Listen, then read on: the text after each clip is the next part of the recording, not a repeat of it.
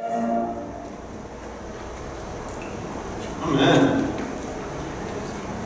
It's good to have the choir back. Thank you all.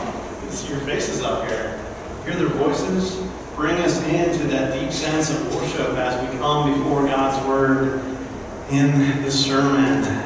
As I mentioned, the sermon text is a little different one, if you didn't notice that. A lot of different elements in it. And we're using it today to kick off a new sermon series. Jesus people go last. Yay!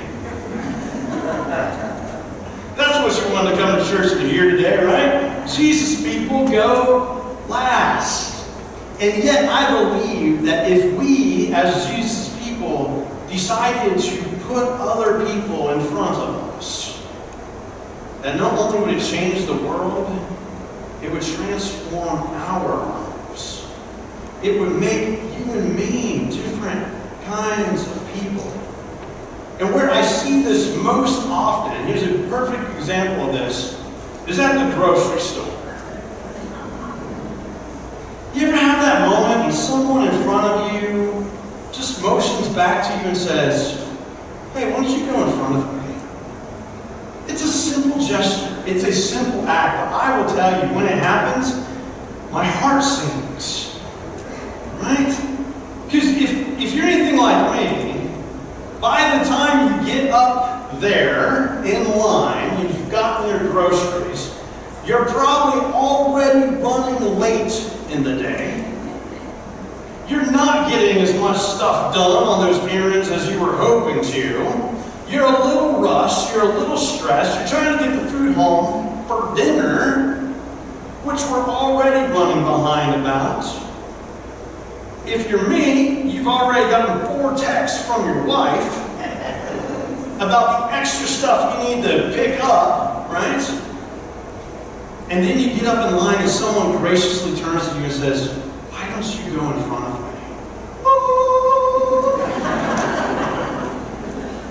My voice isn't quite like the choir, so sorry about that. But it's that sense of, finally, someone has seen my distress. They've heard my cry, right? And a gracious act. What if we did that? What if this week, when you're in line somewhere, whether it's at Starbucks or the grocery store or wherever it might be at, you turn to the person behind you and say, "Why don't you go in front of me?" Now, here's how this plays out. You and I look behind ourselves. And if you're like me, you see the 55-year-old man. Which is someone. He's that guy in the grocery store with one eye, right? And you're like, bingo, I'm going to do Justin's sermon right now. Hey, buddy, why don't you go in line in front of me? You only have one thing, right? Where it becomes far more difficult is when you make that turn. You remember what we talked about here today? You're like, I'm going to maybe let the person behind me go in front of me. And you turn, and what you see is the 24-year-old mom with 3 kids, with like 3 barrels of carts all in one. And she already has her coupons out. This is the moment that tests your faith. Will I let her go in front of me?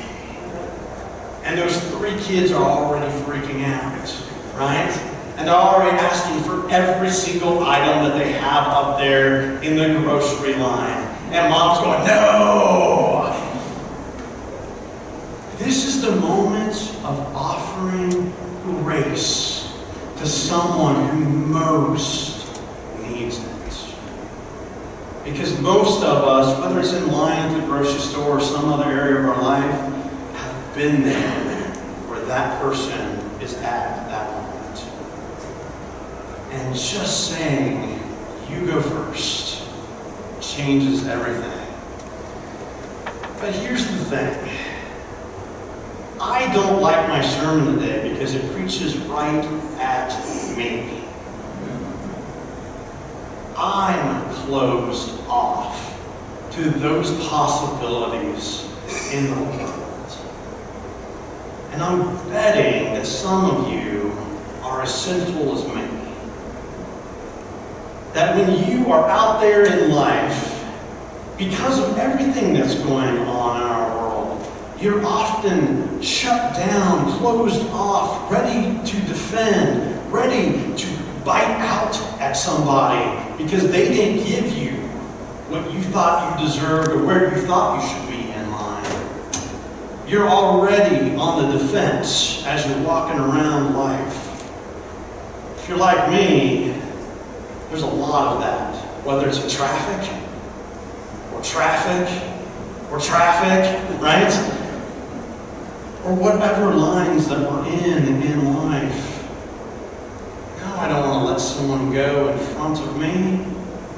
And this happens everywhere, not just in grocery lines and in traffic and on roads. This happens in our everyday conversations. When we look around our world and see the closed offness that exists. We are a closed off society right now. We're closed off to one another. If you're Republican, if you're Democrat, you might hate the other people on the other side. This week, while you're watching the news, or on Facebook, or on the internet, you may visibly, sitting where you're at, go into a rage, internally or externally, depending on how you express your anger, at those people. Whatever side you're on the aisle, kind of yelling at the abstract others on the other side of the aisle and how they're destroying your world. And what that makes me do, and what I think it makes some of us do, is close off and want to just be around people who think like me, believe like me, look like me, talk like me, vote like me. And that carries with us, not just in the news and with politics, but to so many other realms of life, and we close off to one another. See, this was the same situation, a similar situation, for what was going on in the first century.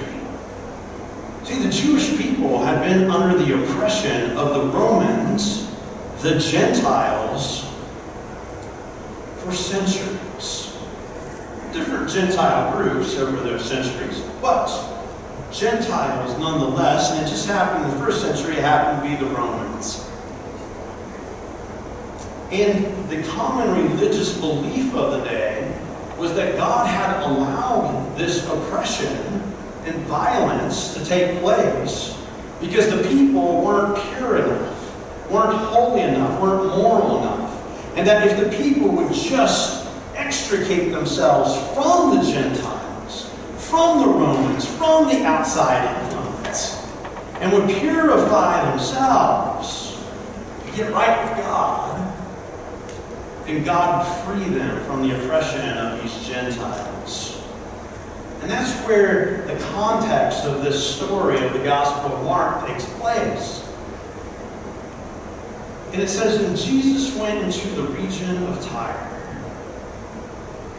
Now, if you're just the common person reading through the Bible, you're like, okay, Jesus went to another place. Tyre is from modern-day Lebanon. And just as in our day, as in Jesus' day, that was all Gentiles. Jesus specifically leaves his area, his culturally comfortable area, and goes to a region filled with people who are on the other side of the aisle, on the other side of the fence, who ideologically are not only different from him, but are oppressing his people. And he goes to that region. Now, in the text, Jesus has a fairly selfish reason for going. He wants to be alone. He's looking around all of his people and going, they are clinging to me, and I need to get away. So he goes to find a place where no one knows him, no one sees him, and even among the Gentiles, they know exactly who he is. They seek him out. He cannot find a place to be by himself. In fact, word spreads, and this Gentile, a Syrophoenician woman, the text says, who has a daughter afflicted with a demon, seeks him out. A couple things here. She's a Gentile. So that's not good.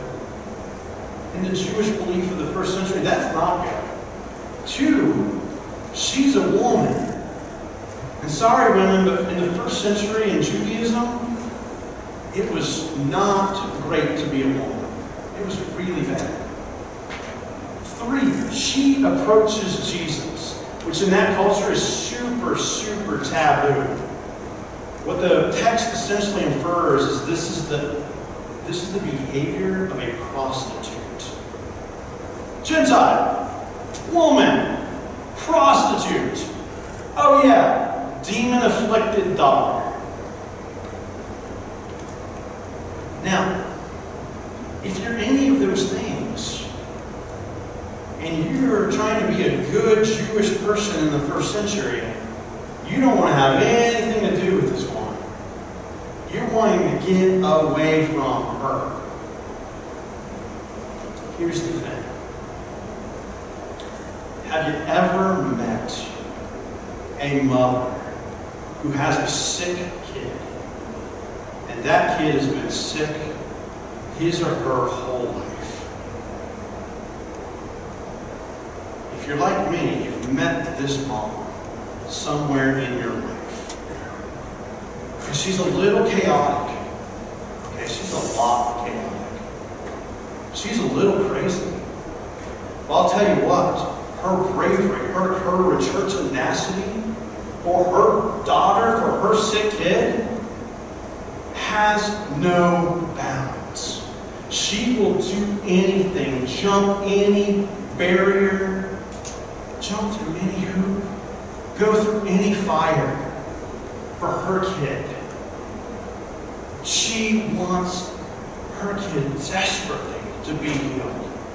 And she doesn't care about the taboos. She doesn't care about the traditions. She doesn't care about the cultural norms. She doesn't care about religion or morality or any of those things. She just wants her kid to be okay. She's the one who comes to Jesus, busting through all of these religious and cultural things that you and I still have in our lives today. And Jesus' response to her is one of the most surprising responses in all of Scripture. And it's one that's very difficult to try to deal with even in our own faith today. He looks at her and says, "Sorry, I can't help you." And to add insult, literally, to injury, he goes, "The children's bread is not meant for the dogs." He literally uses a racially charged phrase with this woman. Remember, she's desperate. She does not care. She probably even assumes that's going to be his response in some way, shape, or form. She busts through it. She goes, "Rabbi, even the dogs eat the crumbs off the children's table. There's more than enough. Just let me have a little bit because it's going to change my kid's life." Jesus is overwhelmed by her faith, by her tenacity, by her courage. His response is, "Wow, now that's faith. That's the kind of thing that breaks through all barriers, that crosses every border, that gets through all of the beliefs and the cultures and the ideas. It comes running through, and Jesus says, 'You may go. She's healed. The demon is gone. Oh, your faith is amazing.'" Here's the thing. When we open up, when we decide that we're not going to hide behind our closed doors, when we're willing to have tenacity, when we see other people out there willing to have that kind of courage, that's when we know we've been in front of, encountered, experienced real faith. It changes our perspective. It opens us up. It gives us new eyes. Jesus eyes. God vision for the world. And we, like Jesus, step back and go, wow, I had no idea. You are courageous. You have something to teach me if I will open up. And Jesus, in the second story, encounters a man. Now, if you notice in the text, it says that Jesus traveled from that region of Tyre through Sidon and Decapolis, which means the 10 cities, which, guess what? We're also Gentile. So Jesus leaves one Gentile region and passed through a whole other Gentile region. So the man who is begging to come before him, who his friends and family are begging to say, Jesus, just touch him. He's Gentile as well. So Jesus isn't supposed to touch a Gentile. He's not supposed to have this sort of interaction. He's supposed to be along the road and pass by and get through as fast as possible. But Jesus takes the man aside. And here is one of my favorite passages of Scripture. He takes his finger and he sticks it in the man's ear.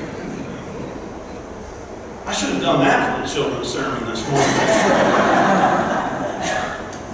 He takes his finger and he sticks it in the man's ear. Now, I don't know about you, but when I was in 5th grade, we called this a wet willy. Boom. Right? This is what Jesus does. He literally sticks his finger in the man's ear and he spits in the guy's mouth. And he utters this phrase, Ephatha. Ephatha. Be opened. Be opened. And all of a sudden, the man's ears and tongue are loosened and opened up. And he can hear and he can speak. Ephatha. Be opened. Because sometimes, if you're like me, and you are closed off to the world, the thing that you most need God to do is to come down out of the sky, take that divine finger and shove it into your ear.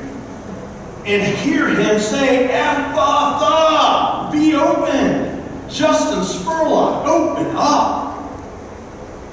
Open up to what I'm doing around you and in other people. Open up to what I want to do in your life. Open up and hear and speak and see and feel and embrace and grab a hold of other people. Open up to that 24-year-old woman behind you with the 3 kids with all the overflowing cart. Open up to that person on the other side of the aisle. Open up. God pulls those divine fingers back out here, and guess what? God gets your attention. Because opening up is difficult. But when we do, the table literally gets larger. The tent unfolds in amazing ways. The table gets bigger. The tent gets bigger. Grace becomes larger. It gets out to more people. The good news of what we are talking about in these walls this morning go out to the world, and people say, now that's good news.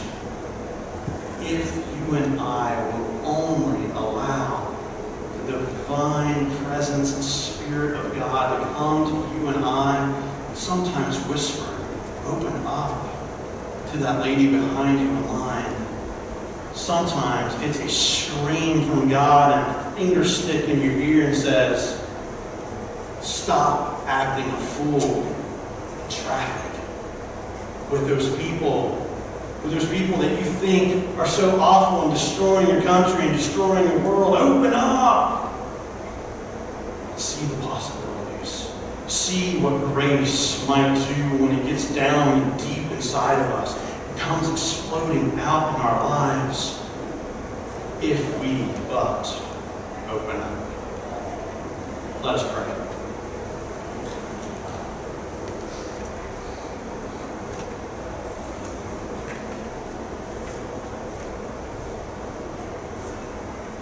God, I often feel your divine hand